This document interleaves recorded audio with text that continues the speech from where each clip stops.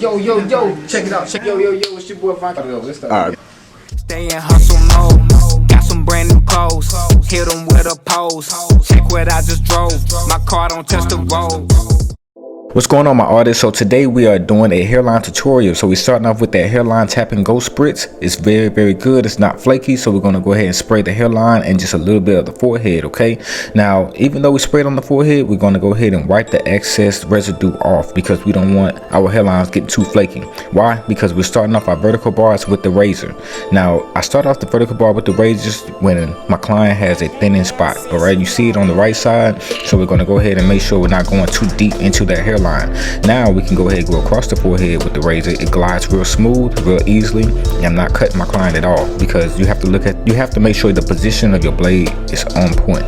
All right, now we're going across with our trimmer blades. We're just going to follow up. We're getting the excess hair off the hairline.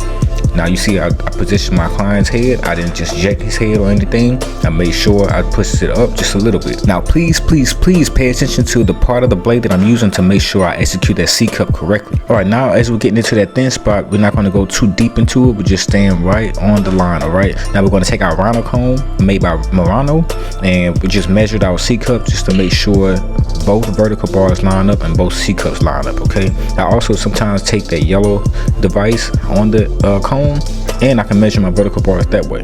Now I'm just doing a little more detail work with my other trimmer. I call these my green goblins. These things hit like butter.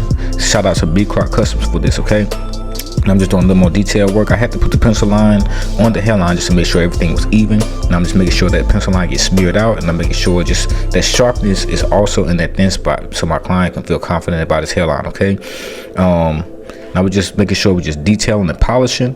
This is the haircut though, y'all. This is the hairline. I hope y'all like it. I hope you learned something. Please make sure y'all like, comment, and subscribe. Okay, more videos are dropping soon. Thank y'all. Bye.